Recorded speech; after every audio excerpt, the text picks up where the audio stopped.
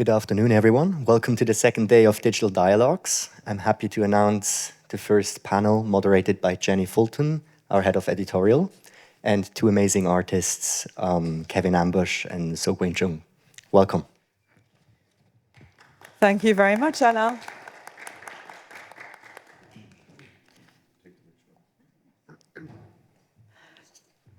So I'm very pleased to be here. Thank you for joining us today in Miami Beach as we get going with the first public day of the fair over there. And one topic that's become more and more important over the last 3 years has really the role of artificial intelligence in art making. Over the last 3 years, the AI explosion has led to artists using AI in ever more intriguing ways, really combining kind of surrealist approaches with mark making, painting, but then also completely novel interactions with robots and robotic painting, or, as in Kevin's case, making the first feature-length film completely with AI. And artists are creating new and unusual narratives via algorithms in a variety of mediums, pardon me. I'm joined here by, to my immediate right, Sougwen Chung. She's a Chinese-Canadian artist and researcher. They are widely considered a pioneer in the field of human and machine collaboration, exploring the mark made by hand and the mark made by machine as an approach to understanding the dynamics of humans and systems. Sougwen's work Memory, Drawing Operations Unit Generation 2, is part of the permanent collection of the Victoria and Albert Museum in London and is the first AI model to be collected by a major institution, so kudos to you, Sougwen. Recently, they were recognized as a cultural leader at the World Economic Forum, one of the 4 recipients of the Time 100 Impact Award, and named one of the Time 100's most influential people in AI. So please join me in giving a big hand to Sougwen. To my far right, Kevin Abosch is an Irish conceptual artist working across traditional and generative mediums, most notably photography and machine learning. His work challenges conventional notions of identity and value, posing ontological questions while responding to sociological dilemmas. We're going to go into what that means over the course of our conversation, so please stick with me. In 2024, he directed Am I?, the world's first feature film generated entirely using AI, as I said.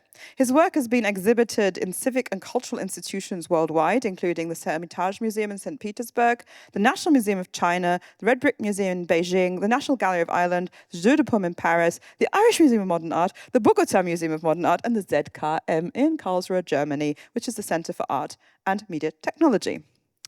So, I'd like to kick off our conversation quite broadly. You both came to art through different paths. Kevin, you started off in microbiology, more specifically in the field of PAP research. When did you realize you were an artist? Well, to be specific, 1989. But there was a point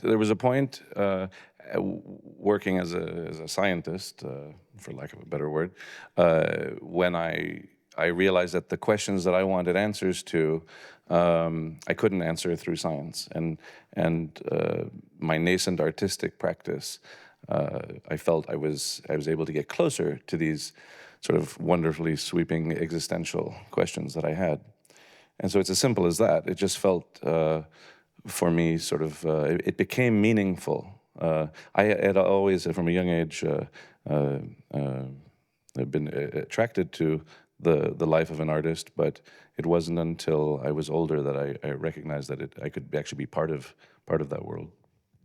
And so you started out as a musician. So what made you move into the field of visual arts?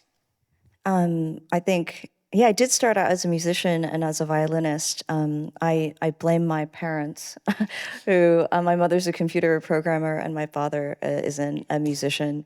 So I think that really shaped my interests at a young age. I moved into visual because, like many, I think at the time, I got really inspired by digital culture and internet culture. What year was that? That was around, gosh, that's going to date me, isn't it? But it was around the 1990s, actually. Oh, okay. And, I coded my first website when I was like 11, and it was really a love of mine to translate, my thought process, my identity into a digital medium. So I think that digital became the visual medium through which I could explore and express. And when did you begin experimenting with AI? Interestingly, before even the term AI was popularized, it was really about machine learning and deep learning and working with different types of neural networks. The network that I was really interested in exploring was called an RNN, or recurrent neural network. And I became interested in that when I was working, designing my own robotic systems at MIT as a researcher. So I think something about that gesture of violin and the kind of expressive nature of drawing really made me want to bring that which was digital and that which was computational back into the space of expressive movement. So it became really about that kind of return to the tactile that I really loved. So I'm just gonna, I don't want to, yeah, so just to give you a visual of Sougwen's work up here, I'm gonna see if that plays, hold on. Yeah, there we go. So here you can really see kind of the elements of mark making, the expressive gestures, and the results here. And then you can see how you're working with Doug, right, with the robotic arm, in order to actually make these marks. It's been one of the longest relationships of my life. How long? About 10 years next Oh, year. wow. That's fairly solid, I'd say. Yeah. Are you moved in together? No, I mean with rental prices as they are. I've got a lot of Doug jokes, but I'll leave it for the after party. But no, I think it was a really interesting way of exploring what was, again, really digital and that which felt kind of immutable and really difficult to grasp in a way that felt familiar in the way that I knew from childhood. I was really interested in the panels that went on yesterday, exploring like what does it mean to be digital, what's physical in that realm, and I think a lot of what I do sits in the between. You could say that it's incredibly digital, but it's also painting on canvas. So I think the computational aspects and the processes of working with different data sets and classifiers is really embedded into the materiality of the physical work. We'll come back to that later, so please hold that thought, because I'm really interested in this whole, what does it mean for an AI system to create a painting? Because I think your variation is much more nuanced and layered than the kind of archetypes that we're seeing floating around, and I want to explore that in more depth. But I actually want to come back to Kevin for the minute, because Kevin, it feels like you've lived about 9 different artistic lives. You started out as quite a celebrated photographer in the 1990s, before moving sort of into more traditional art making. What provoked those changes? What were the inflection and turning points in your career, and how did you end up now with this place where we're making Am I? Well, I mean, first off, for me, photography was something of a dirty word because it was so specific.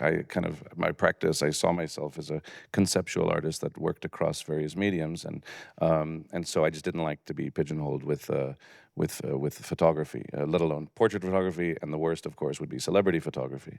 And you were a celebrity photographer. Yeah, but it took me years to kind of figure out even how that happened. But I was in Los Angeles, so the native species there are those type of people. If I were in, like I was saying to Sougwen earlier, if I were in Churchill, Manitoba, I would be photographing polar bears. But I never considered these portraits as part of my artistic practice. That said, the treatment of photographic, when my subjects are inanimate objects, it's sort of a very similar process. I was encouraged, both for financial reasons and from people like Henry Geltzaler and David Hockney and all these wonderful luminaries that existed in Los Angeles and New York to continue with photography. But I had a practice. I was of this early generation with the PC in the household from a very young age, and I was one. I coded from a very young age, but people weren't so much interested in that aspect of my practice, the generative work, lens-based photography, my paintings, and I think over the years, through science, I became really familiar with machine learning algorithms and early computer vision systems.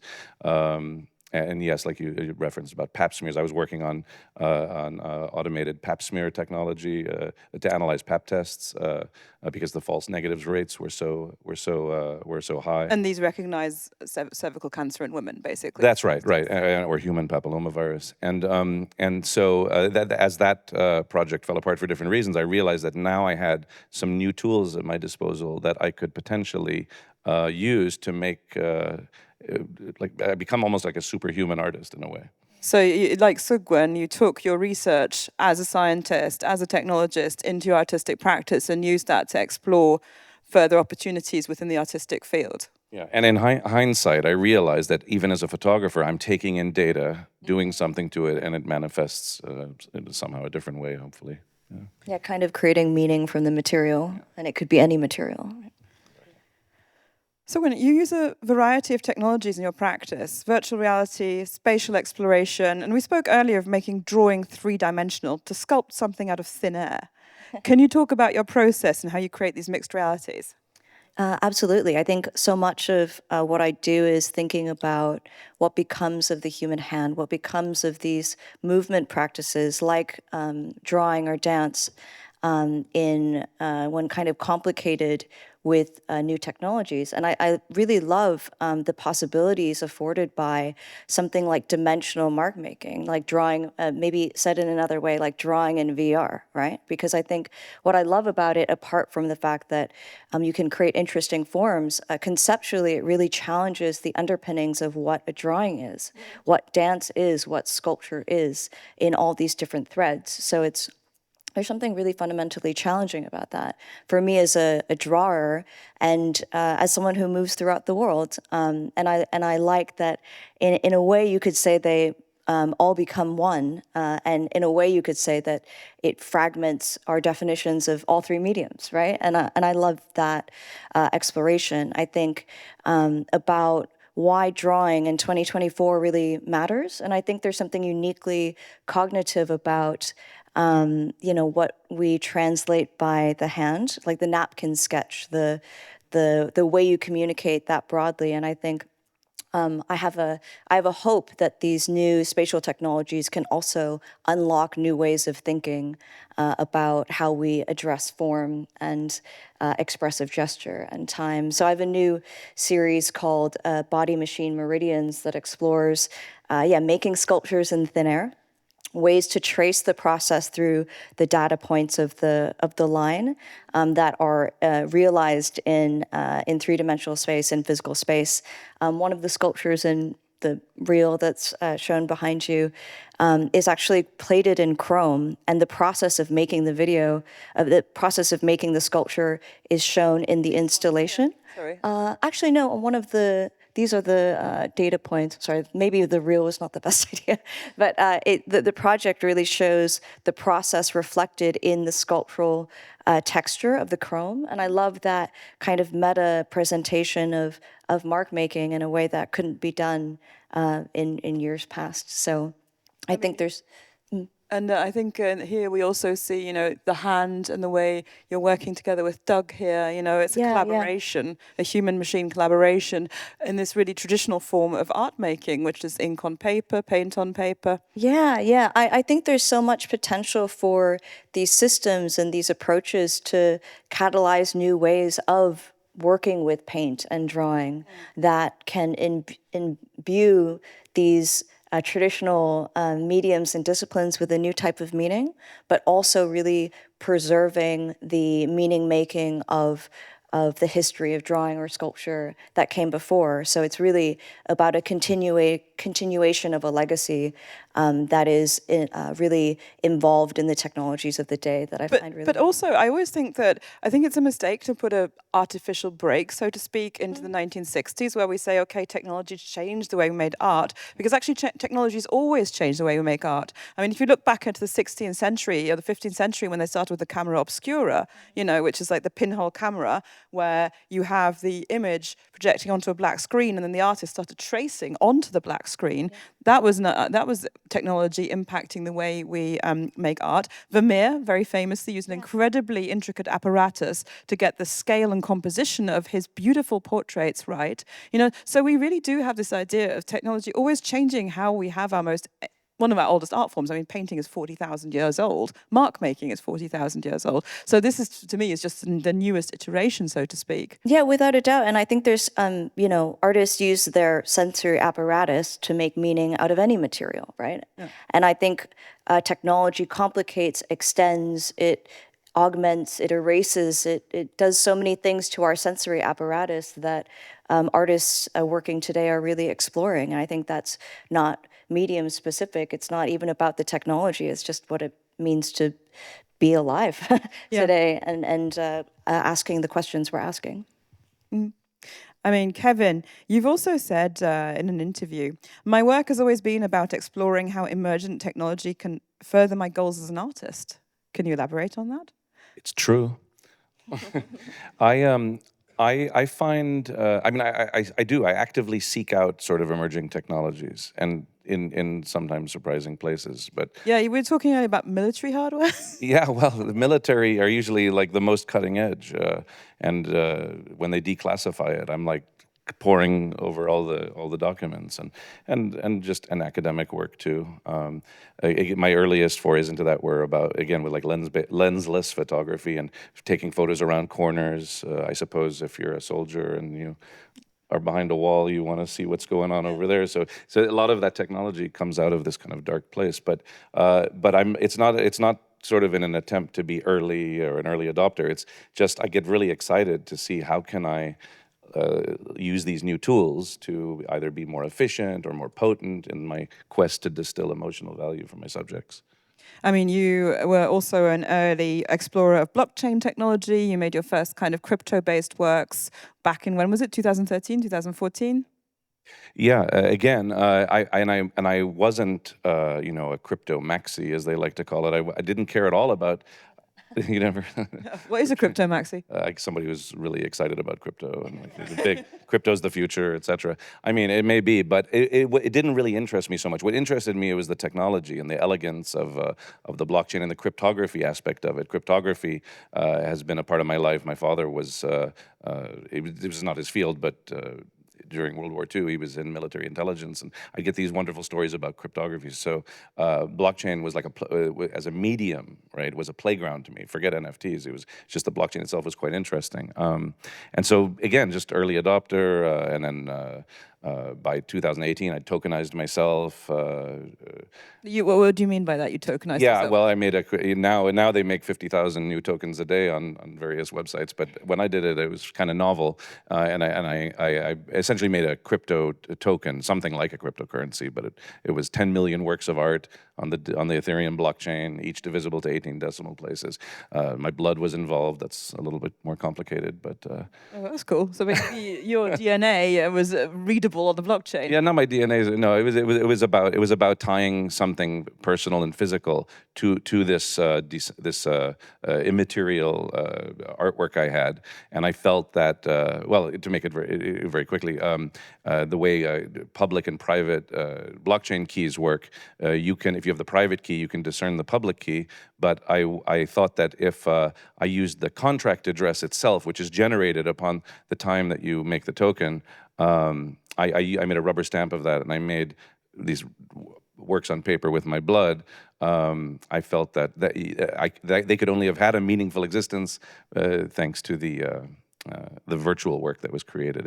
I was just trying to really make a meaningful connection between I mean, we're going to go into that later over the courses today. You know, this idea of human-machine interaction, humanizing the machine, and really bringing this biographical note into it. And biology. And biology, yeah. I mean, Sougwen, just coming back to you. I was reading about your practice in preparation for this conversation, and I read that Doug, so the Drawing Operations Unit Generation 4, connects your brainwave data to the robot, and then this influences kind of the drawing practice. Can you talk about that? That's fascinating. Yeah, I'd love to actually. So much of the early impetus for it came from my meditation practice. I think That really honed in a lot during the pandemic. I think we were all looking for really grounding rituals. So I read actually in a paper that you can actually measure when you're in a heightened state of meditation or flow state. It registers in your alpha state in your brainwave data, and I thought that was really interesting. And I like anyone suffer from the, ADHD nature of our times, and I think how interesting would it be to create a reinforcing mechanism for my own meditation practice? So, how the system works is I wear an EEG headset, and I've since then trained myself to be able to enter into that flow state, that alpha state really quickly, and it sort of enacts the system, it enables the system when I'm in that state of flow. So I'm actually only able to collaborate with and draw with the machinic system when I'm physically, primed to do so. And I really liked that as a reinforcing mechanism of my own biofeedback, but also as a way to challenge myself as a performer. In performances, I wear the headset, and so much is determined by my own internal state. And I think what I like about it is that there's something at risk for me as a performer when I'm engaging in that way, and I think it really comes through in the tension of the mark making. So yeah, that's been one aspect of the work. The other aspect of it is sort of the demateriality of the line that became really interesting. Like, what if instead of the human hand, I actually draw with my being? So I became sort of challenged by that as a notion, and wanted to bring that further into the conversation of my work. I mean, I find that utterly fascinating because it's one of those old human fantasies, isn't it? To actually change the world without using your hand or using physical impact. Yeah, and it's about celebrating these movements, but also really challenging what they mean. Like, what does it mean to draw when your internal movements are catalyzing the system? And I think there is something kind of existential about that, and maybe something in response to what feels like the erasure of the human hand a lot of times in Because our our time. devices have almost supplanted our hand, right? Yeah, and yeah, completely. And but I think there's still something value about that return, because I still through the meditative process return to the line that sort of refragmented and changes in different ways. I mean, if you think about, there's a very ancient film called Painter's Painting, which is all about Jackson Pollock and Jackson Pollock's mark making in his studio practice. And you also get the feeling of meditation and the way he makes his swoops and his swooshes. And Jackson Pollock's relationship to music was really highly documented at the time as well, because the consensus was that it was this musical practice that also enabled him to make all these crazy abstractions that we saw, So again, you had this like almost alterity of thinking in that practice. Kevin, staying a little bit with like existentialism and the impact that artificial intelligence can have on us, you made a work called AI Made Me in 2023, which is a structured progression of 18 stages and 11 layers, integrating traditional artistry with AI-driven insights. Can you talk about this project? So that was roughly a 2-meter painting, and so painting is an important part of my practice. But more often than not, lately, it's the result of coming out from under machine consciousness, or under the influence of the machine. When I just feel like it's a bit much and I might be losing a little bit of my humanity, then I decide frequently to finish a work that was started in the digital domain and finish it, in the analog realm. But this project was a little different. You don't have it, no? Okay. No, I don't have it. But that project was a little bit different because from the beginning, from the moment I started, I was going back and forth between the machine and the canvas. In a strange kind of feedback loop, trying actually, I was just having a little bit of fun, but trying to see how many AI tools I could possibly use in the process of this work. And Which ones were you using? Which tools? Oh God. I was also using RNNs, a series of neural nets that I used to train on various sets of data. And the data, it always starts with the data for me. And the data on that project was references to AI and criticism of AI and art on social media. And then that informs a series of hashes, which I encrypt and obfuscate, and then I brought in Stable Diffusion to generate some marks, if you will. So I make marks too sometimes. So no, I also like love the logics of artistic practice where you're like cobbling all these things together. well, it is. It's just like a big, kind of. Like a whirling dervish. Somehow, some things end up happening. But and then in the end, obviously, I decide when the work is finished. But it was also the work was about AI made me. Did AI make me the artist? Was the painting speaking to us itself? It just it forces a lot of questions. I mean, I think it's just one of the questions that's been shaping in its various forms, interestingly and less interestingly, through the ether. Will the robots, somehow take over and start being artists instead of us? I've been asked every single question about robots like that.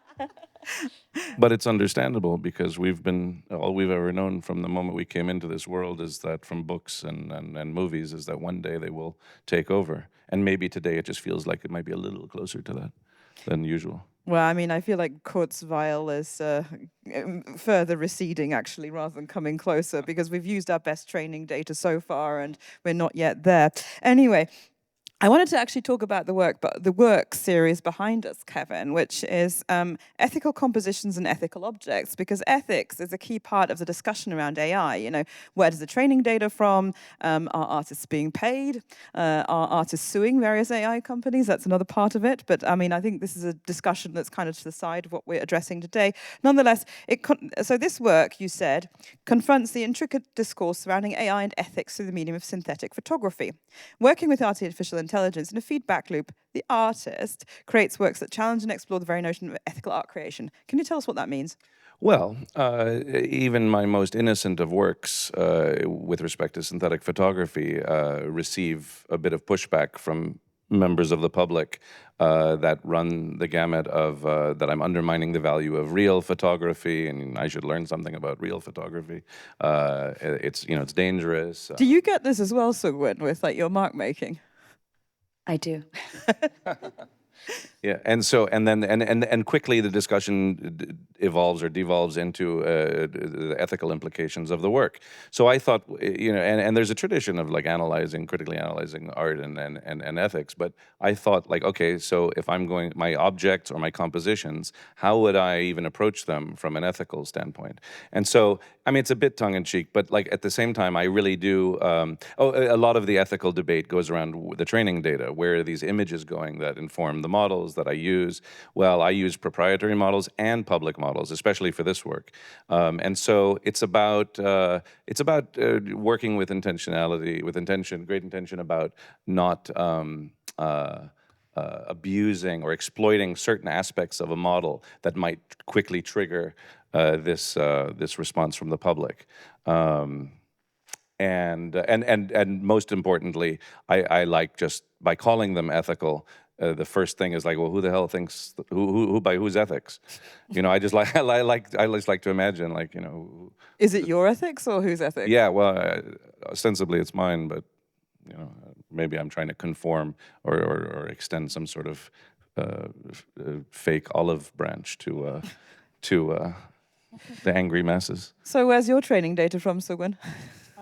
I make my training data. It's ethically sourced. Yeah. I mean, as ethically as generating my own biofeedback data sets can be. But no, I think there's something really interesting about this tension that exists at the moment. I think it's very real. It's hard to hold criticality and imagination at the same time about these new systems, because at the same time, they are in its infancy. And I think there is something really exciting about artists exploring their creative voice and cultural meaning through tools that implicate our lives in 2024.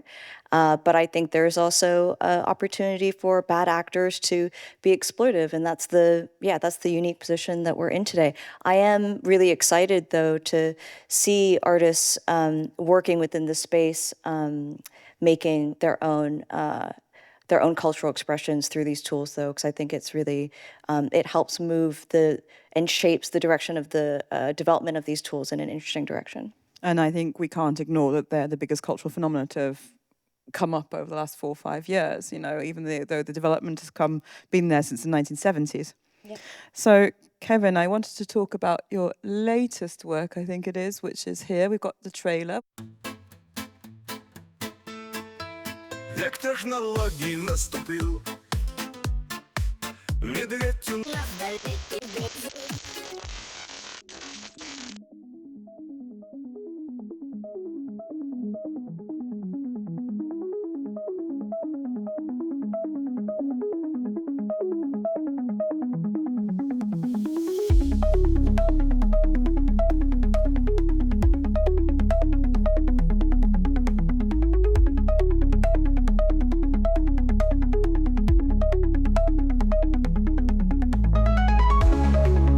So we find ourselves at a critical juncture.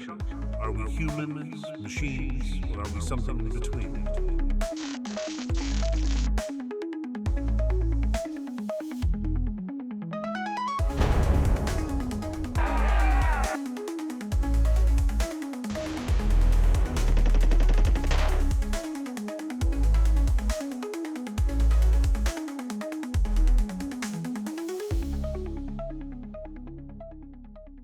So it's quite violent imagery in many ways. We live in violent times. This is true. Can you talk us through the process of that film? Because again, it's a new chapter in your practice. Well, the only reason I'm making a film at all, well, the two reasons. One, I have always wanted to be somehow part of the story of cinema. I just didn't know it was going to take me like 25 years and it would be made with AI.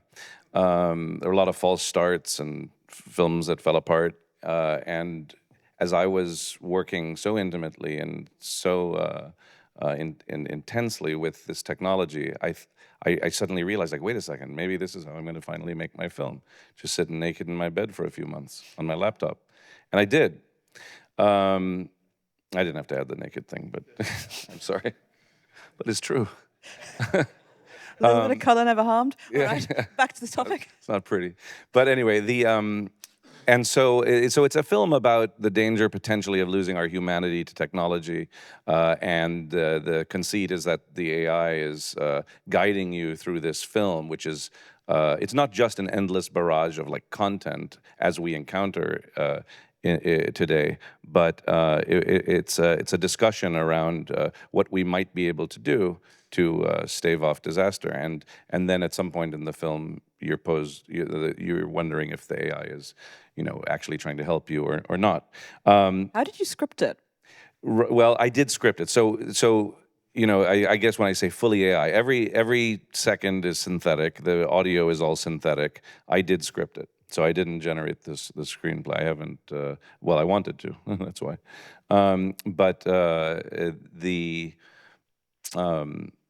It premiered at the Helsinki International Film Festival. It was fairly well.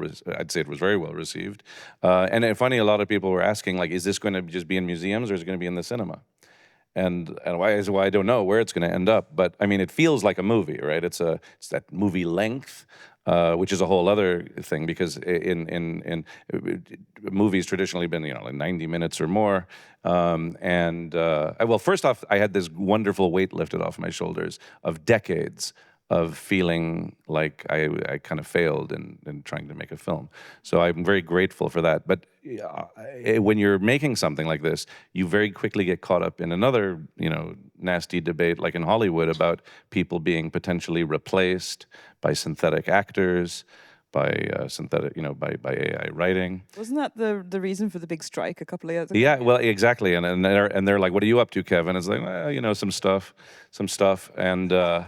But the thing is, you know what? I wouldn't have even tried to do this if I didn't look into the face of one of my synthetic characters and feel the honesty that I feel when I look into the face of a human subject.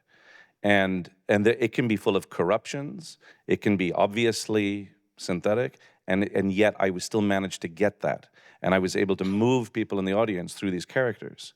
But it's only it's parafictional, isn't it? I mean, you've got Putin Yeah. in there, for example. Sure, who's well, a real character. Putin in the White House, that's not exactly, fantasy. Like, it's a lot of Putin fans here, sorry. Anyway, yeah, no, there's a bit of Trump in there. I pulled a lot of Trump out of it. I felt that I just, he's in there on a cross. Is he in the trailer? No, okay. There you go. He's on a cross? He's on a cross. Oh, is he shirtless?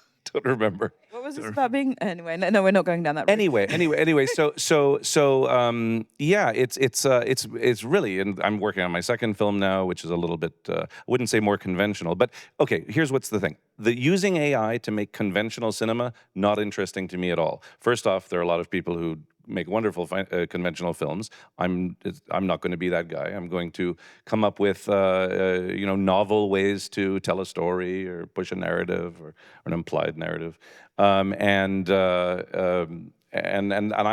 that's what I think is the real power in these tools for the filmmaker. But I mean, it's got this whole history of surrealism as well, and the idea of the robot as a character, which I'm going to come to shortly with you, Sougwen. Sure. But I mean, to me, this is just a continuation of a line of fantasy almost. And with respect to all the robot imagery I have in this film and a lot of nostalgic imagery, I'm interested in how nostalgia itself is weaponized to mobilize people, and AI is a big part of that story.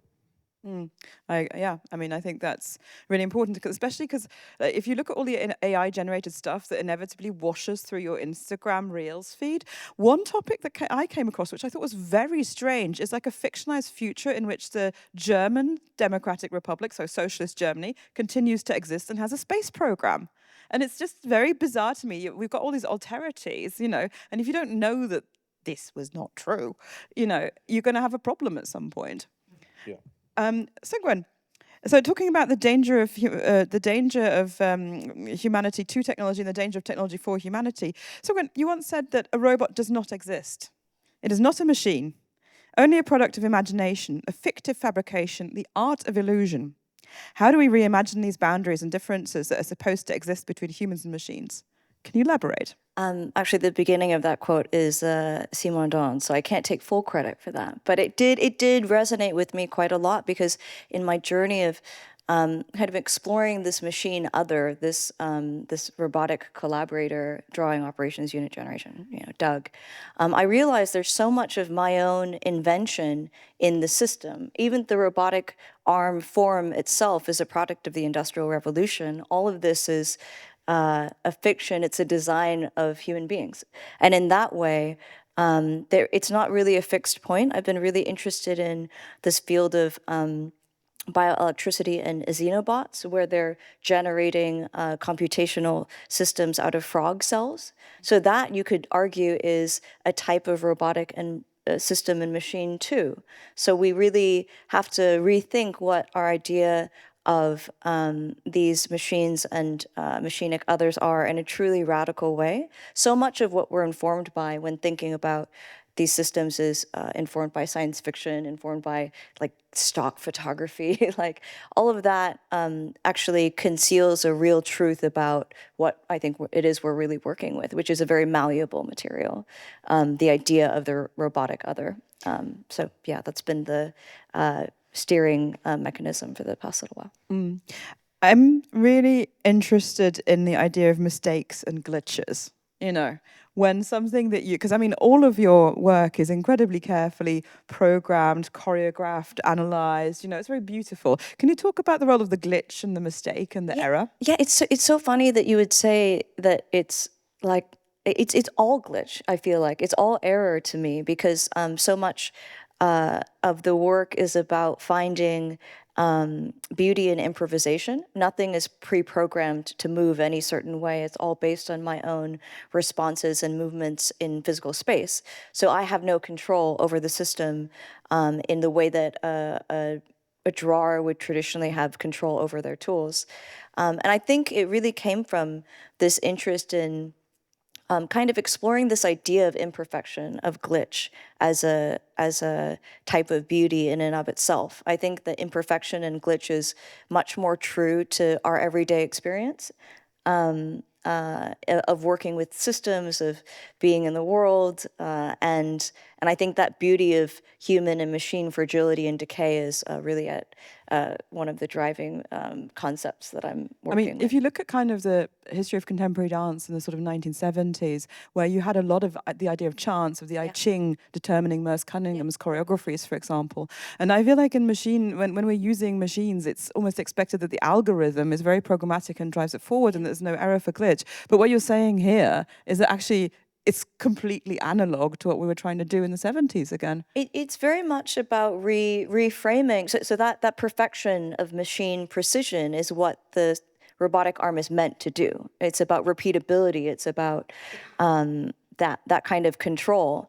But what I do with my systems is I kind of reject that notion and bring in something that is more based on my own personal data, decay, all of these things that I link to expression. It's really what I'm trying to drive at. I've been interested and inspired by the Gutai traditions or Gutai movement, in which Akira Kanayama extends his robotic gesture through a machine. It has a real historicity of practice of making marks with mechanical objects that I feel like I'm continuing. That's very interesting. And Kevin, can you talk about the role of the error and the glitch in your practice? Sure, I choose to use the word corruption as these, especially with these commercialized machine learning systems that are trending or sort of designed to trend towards high fidelity or perfection. I'd go out of my way to subvert them, to create these visual corruptions, not because I think they look cool, even though sometimes they look cool, but I think there's a sort of a truth that emerges from within these kind of cracks and disfigurations and something beyond, something I can learn, something I can take away beyond the obvious from the perfect image. So more often than not, I'm trying to subvert the tools that I'm using. We're coming towards the close, and I'm interested in two things actually. Sougwen, when I was looking again at this talk and researching for it, and I'm not sure how to pronounce this word, but can you talk about Silicet? How do you say that? Oh, Silicet. Yeah. Silicet, which is a growing group of artists who are exploring AI art that you formed. Can you talk about what you're doing there? Yeah. So I think we're at a really interesting inflection point in the all creative industries, and then maybe you could also argue in the world right now. But I think this idea of human and machine collaboration, this hybridity with these relational systems, I think is something that we're all consciously and subconsciously exploring. Silicet is a sort of my own collective of people that I feel like are exploring these topics in an interesting way that kind of work with that intersection in a way that doesn't replace or take over any particular element. So yeah, it's still in its infancy, but we're working on designing new types of interactive systems for this really rife intellectual exploration. So. And what's the goal? I think experimentation is really the goal. I think there's a misconception in the space of AI now that it's really been taken over by generative AI, that it's just about image making. But for me, it's been about exploring really what's deeper about our conceptions of intelligence and agency. So I think really getting in performative work, drawing work, architectural work into the space of hybridity is something that we're really invested in. I mean, one of my favorite things has always been that the AI models that are publicly accessible are really bad at conceptual art. Like for them, it's like a blind spot because the images that accompany conceptual art are not the conceptual art practice itself. I mean, Kevin, you're a conceptual artist. How do you deal with that? How do I deal with what? Sorry, how do I deal with being a conceptual artist? No, the fact that there's this giant blind spot in the normal, should we say, widely used kind of models. I don't know. It doesn't really, I don't think that really. You just make your own stuff? Yeah. Okay, well, that's fair enough. And then final question for you both, actually. What's next? What are you working on? What are you most excited about in the next year or so? hear me? I'm working a lot creating autonomous systems that sort of challenge the conventional notions of what a collector might expect from a piece of art that they own or have on their wall or wherever they have it. Traditionally, you go to bed at night and you wake up and the art sort of is the same thing it was the day before. Generally, you might see something new in it, but I like the idea that you maybe wake up the next day and you're like, holy shit, what's that? Like, so playing with this relationship, there's almost like a power dynamic between collector and art. It keeps it exciting. I mean, I love not knowing what's going to happen next week. And if I knew what was going to happen next week, well, I don't know, might be a bit of a buzzkill. So I'm playing with this kind of, I'm using autonomous systems to restructure this relationship. I think that's very interesting because I think a lot of art collectors would prefer to have a little static painting in their living room. So yeah, that's pretty disruptive. So I've gotten really interested in biological machines and really turning this idea of the machine on its head and bringing in natural materials. I've been working with my own biosignal, and I think that's complicated things in a way where if we think of our body as a machine, we're made of the organic. So why can't, you know, a machine be made out of organic material? So I've been working with wetware. Oh, I like that as much as digital. But no, I think there's something really exciting about kind of life as a material. I've been raising silkworms in my studio to create silk fibronin material to create different types of circuitry, robots that are tending to a garden for a flora rearing agricultural network. So really just expanding what nature and machine and human categories are, and hopefully trying to make something thoughtful out of it. That's a really fascinating note and inspiring note, actually, to end on. Thank you both very, very much, and thank you all for listening. You. Thank you so much. Thank you.